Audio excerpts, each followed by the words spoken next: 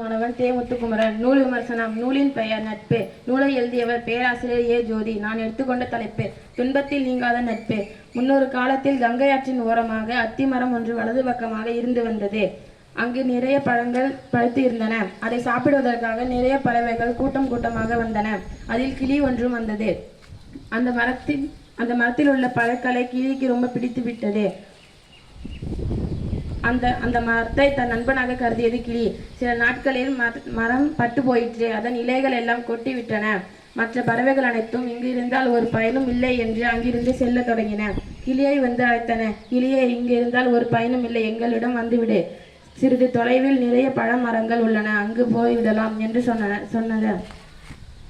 நான் வரமாட்டேன். இந்த மரம் எனது நண்பன். நான் இங்கே உயிரே போனாலும் இங்கேதான் இருப்பேன் என்று உறுதியுடன் கூறியது கிளி. மற்ற பறவைகள் அனைத்தும் இதனிடம் பேசி ஒரு பிரயோஜனமும் இல்லை என்று அங்கிருந்து சென்று விட்டன.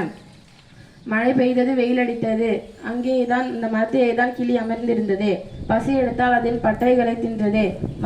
கங்கை ஆற்றில் தண்ணீரை அருந்தியது. சில நாட்களில் தேவதை ஒன்று அந்த பக்கமாக வந்தார். அந்த மரத்தில் கிளி அமர்ந்திருந்ததை பார்த்து, கிளியே, ஏன் இந்த பட்ட மரத்தில் அமர்ந்திருக்கிறாய் என்று கேட்டார். தேவதையே, நான் இந்த பட்ட மரத்தை விட்டு சிறிது தொலைவில் நிறைய பழமரங்கள் உள்ளன, அங்கு சென்று விடலாமே என்று கேட்டார். தேவதையே, நான் இங்கிருந்து செல்ல மாட்டேன். இந்த மரமும் நானும் நீண்ட காலம் ஒன்றாகவே வாழ்ந்து வந்தோம். இது எனது நண்பன். வாழ்வோ சாவோ இங்கேதான் இருப்பேன் என்று கண்ணீருடன் சொன்னது கிளி. உள்ளம் நெகிழ்ந்தது தேவதை. நட்பின் பெருமையை உன்னால் உணர்ந்தேன் கிளியே என்று சொன்னது தேவதை. உனக்கு என்ன வரம் வேண்டும் என்று கேள், நான் தருகிறேன் என்று சொன்னார்.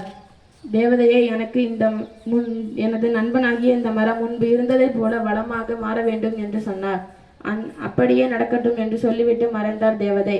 முன்பு இருந்ததை விட வளமாகவும் செழிப்பாகவும் இருந்தது மரம். அதில் எண்ணற்ற பழங்கள் பழுத்து கிடந்தன.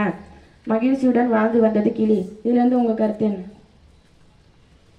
நட்பு என்றால் துன்பம் வரதான் செய்யும். அதற்காக நட்பை விட்டு கொடுக்க கூடாது. தேவதையை போலவே நீங்களும் நட்பின் பெருமையை உணர்ந்து செயல்படுங்கள். நன்றி.